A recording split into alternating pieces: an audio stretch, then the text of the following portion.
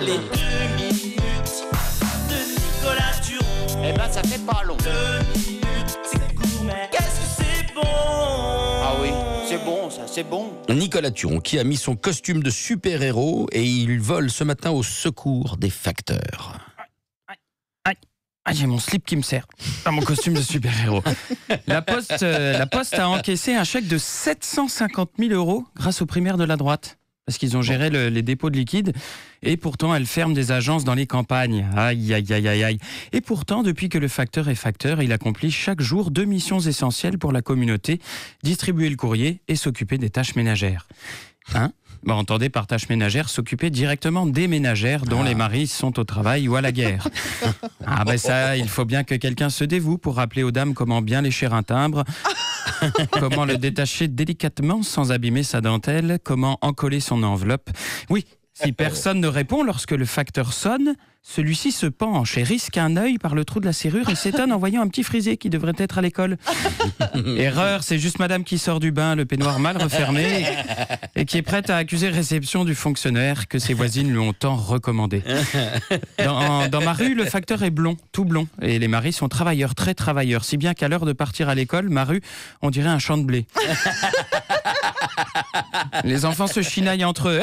Mon père, il dit que t'es le fils du facteur. S'ils savaient qu'ils viennent probablement tous des 2 mêmes sacoches. Et aujourd'hui, on voudrait fermer des postes. Mais si on supprime des facteurs, c'est la démographie française qui va en prendre un coup.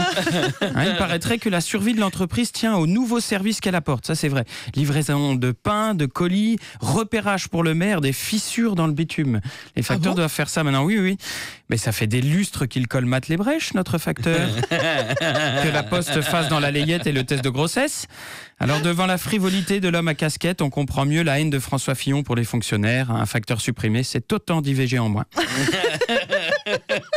Le facteur va donc devenir super facteur, agent spécialisé au service de Sa Majesté la Poste.